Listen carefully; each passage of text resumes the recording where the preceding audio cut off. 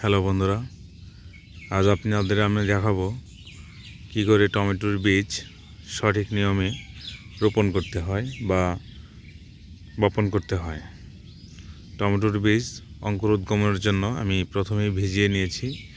ভিজিয়ে নিয়ে এক রাত একদিন অর্থাৎ 24 আওয়ার্স ভিজিয়ে রেখেছি। এরপর 2 রাত 2 দিন অর্থাৎ প্রায় 48 ঘন্টার মতো এটা সুতি তেনা দিয়ে এভাবে পেঁচিয়ে রেখেছি, যাতে খুব সহজেই এবং সুন্দরভাবে এর অঙ্কুরোদ্গম হয়ে যায়।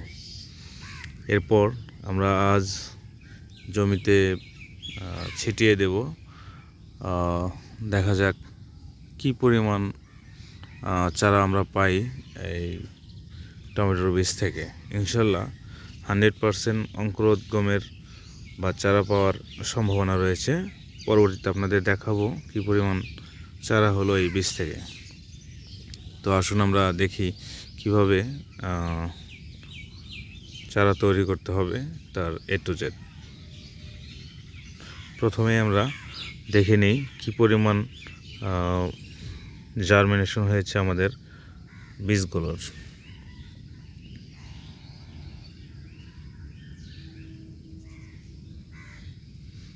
হ্যাঁ, খুবই সুন্দর জার্মিনেশন হয়েছে। প্রায় অলমোস্ট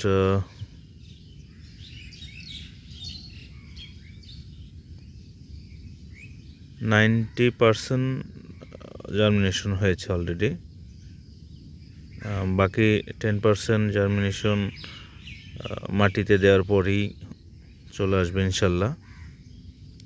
তো আমরা আসুন মাটি প্রস্তুতের কাজটা শেষ করি। আমি তো আগে থেকেই মাটি কিছুটা প্রস্তুত করে রেখেছিলাম। তারপরে এখন ঠিক বীজ মাটিতে দেওয়ার আগ মুহূর্তে মাটিগুলো আর একটু আলগা করে নিচ্ছি। তবে আপনারা খেয়াল রাখবেন যাতে মাটিতে কোনো রকম চাকা বা ঢেলা না থাকে। মাটিগুলো খুব বেশি ঝরঝরে থাকলে চারা গজানোর সম্ভাবনা বাড়বে,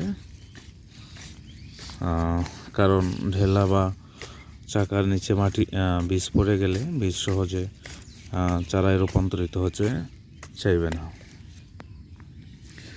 তাই মাটির ঢেলাগুলো সুন্দর করে ভেঙে গুঁড়ো করে নিতে হবে। আমরা গুঁড়ো করে নিচ্ছি।